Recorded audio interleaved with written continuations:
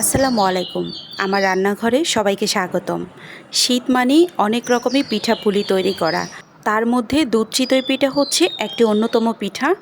আজকে তৈরি করে দেখাবো শুকনো চালের গুঁড়া দিয়ে কিভাবে পারফেক্টভাবে দুধ চিতই পিঠা তৈরি করা যায়। তাছাড়া চিতই পিঠার মধ্যে থাকবে অসংখ্য ছিদ্রযুক্ত। আজকের দুধ চিতই পিঠার রেসিপিটি আশা রাখছি সবার কাছেই ভালো লাগবে। আর ভালো লাগলে একটি লাইক দিয়ে চ্যানেলটি সাবস্ক্রাইব করে পাশে থাকবেন।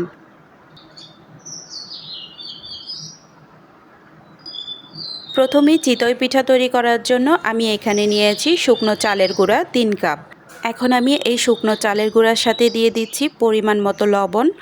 আর লবণটা আমি চালের গুঁড়ার সাথে একটু হাত দিয়ে মিক্স করে নিচ্ছি। পারফেক্টভাবে চিতই পিঠা তৈরি করার জন্য আজকে আমি ছোট ছোট টিপসগুলো দিয়ে দিব। আর এই টিপসগুলো ফলো করে বা আমার পিঠার রেসিপিটি দেখে যে কেউ পিঠাগুলো তৈরি করতে পারবেন। আমি এই চালের গুঁড়ার সাথে গরম পানি দিয়েছি, তবে গরম পানিটা হচ্ছে কুসুম গরম পানি। খুব বেশি গরম পানি দিলেও হবে না, খুব বেশি ঠান্ডা পানি দিলেও হবে না। এখানে হাতে সয় এরকম একটা পানি দিতে হবে। আমি এখানে হাত দিয়ে খুব ভালো করে মেখে নিচ্ছি। এভাবে 5 মিনিট আমি মেখে নিয়েছি, তবে হাত দিয়েই মেখে নিলে পিঠার রেজাল্টটা খুব ভালো আসবে। এখানে পিঠার ব্যাটারটা তৈরি করতে আমার 2 কাপ পানি লেগেছে, তবে পানি আরও কিছুটা লাগবে, আমি পানিগুলো পরে দিব। আর এভাবে 6 থেকে 7 মিনিটের মতো আমি পিঠার ব্যাটারটাকে এভাবে হাত দিয়ে মেখে নিয়েছি। এবারে পিঠার ব্যাটারটা আমি 10 মিনিটের জন্য রেস্টে রেখে দিব। 10 মিনিট রেস্টে রাখার পরে যে পিঠার ব্যাটারটা আছে, এখন আমি এটা একটা ব্লেন্ডার জারে পুরোটাই নিয়ে নিচ্ছি।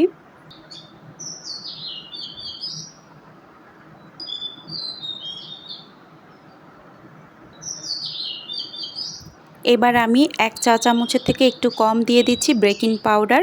এই ছোট ছোট টিপসগুলো যদি ফলো করে দেখেন তাহলে অবশ্যই আপনার পিঠাটাও খুব সুন্দরভাবে ফুলবে এবং অসংখ্য ছিদ্রযুক্ত হবে।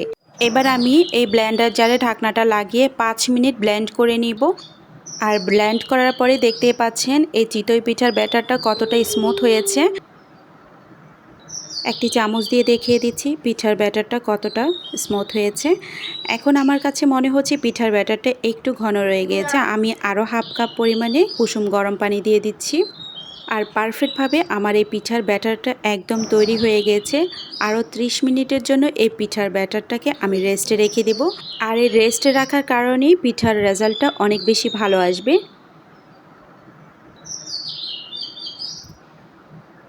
এখানে আমি 1.5 লিটার দুধ নিয়েছি। এখন 3টি এলাচ ও 3 টুকরো ছোট দারুচিনি দিয়ে দিচ্ছি। তবে কারো কাছে যদি এই ফ্লেভারগুলো ভালো না লাগে স্কিপ করতে পারেন। এবার আমি এই দুধটাকে খুব ভালো করে জাল দিয়ে নিব। এখানে 300 গ্রাম খেজুর গুড় নিয়েছি। আর দুধ চিতই পিঠার মধ্যে খেজুর গুড় দিলেই পিঠাগুলো অনেক বেশি মজার হয়। আর কোরানো নারিকেল নিয়েছি, তবে নারিকেলের পরিমাণটা হচ্ছে যার যার ইচ্ছা মতো, যত বেশি দেওয়া যায় তত বেশি পিঠাটা মজা হয়। এখানে দুধটা জাল দেওয়া হয়ে গিয়েছে। এবার দুধের মধ্যে যে এলাচ আর দারুচিনিটা দিয়েছি, এগুলো একটা চামচ দিয়ে সবগুলো উঠিয়ে ফেলে দেব। এই পর্যায়ে আমি দুধের মধ্যে গুড় দিয়ে দিব। তবে একটা টিপস দিয়ে দিচ্ছি, গুড়টা আমি সরাসরি দিইনি, গুড়টাকে অল্প একটু পানি দিয়ে আগে জাল দিয়ে নিয়েছি। সবটুকু গুড় আমি এখন দুধের মধ্যে দিয়ে দিচ্ছি।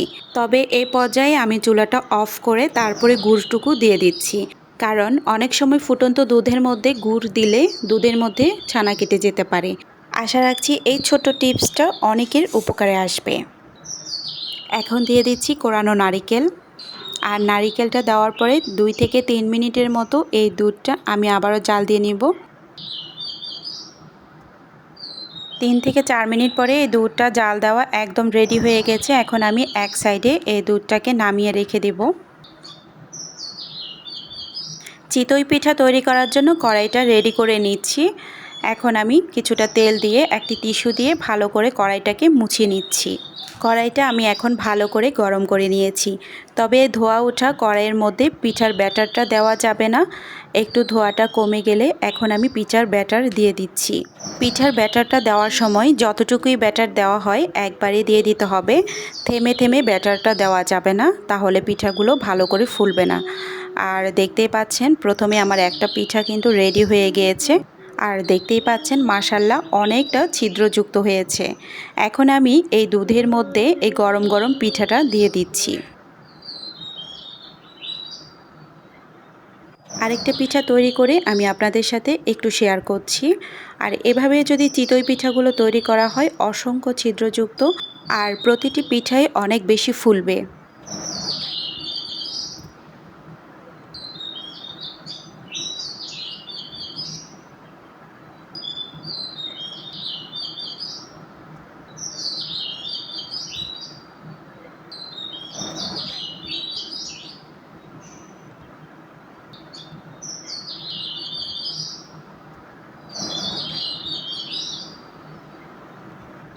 এভাবে সবগুলো চিতই পিঠা তৈরি করে আমি এভাবে দুধের মধ্যে ভিজিয়ে নিয়েছি।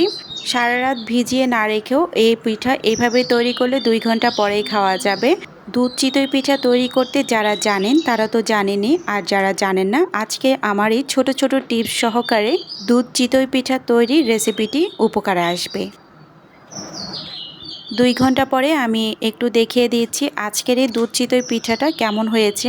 দুধ চিতই পিঠার ভিতরে কতটা রসালো হয়েছে আর কতটা পারফেক্ট হয়েছে। আজকের এই দুধ চিতই পিঠার রেসিপিটি নিশ্চয়ই আপনাদের কাছে ভালো লেগেছে। আর ভালো লাগলে অবশ্যই কমেন্ট করে জানাবেন, কারণ আপনাদের সুন্দর সুন্দর মতামতগুলো আমার সবসময়ই ভালো লাগে। আজকের মতো এখানেই বিদায় নিচ্ছি। সবাই ভালো থাকবেন। আল্লাহ হাফেজ।